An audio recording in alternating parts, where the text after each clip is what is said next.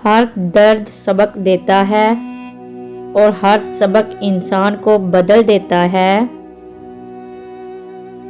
अच्छी किताबें और अच्छे लोग फौरन समझ में नहीं आते, इन्हें समझना पड़ता है।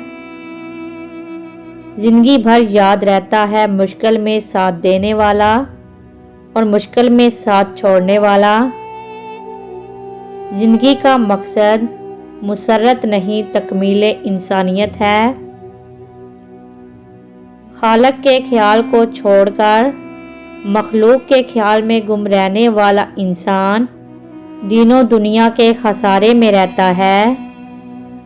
कामयाबी चाहते हो तो मौका देने वाले को कभी धोखा और धोखा देने वाले को कभी मौका ना दो। तरक्की नाम है गलतियों की इस्लाह का। बहुत सी गलतियां होती हैं ज़िंदगी में। जो गलतियां लोगों को पहचानने में होती हैं उनका खमियाजा सबसे ज़्यादा भुगतना पड़ता है। हम सब किसी के लिए एक मिसाल और किसी के लिए एक सबक होते हैं। हम सब परफेक्ट नहीं होते। हर इंसान की खुशी की वजह बनो, खुशी का हिस्सा नहीं। और हर इंसान के दुख का हिस्सा बनो, दुख की वजह नहीं।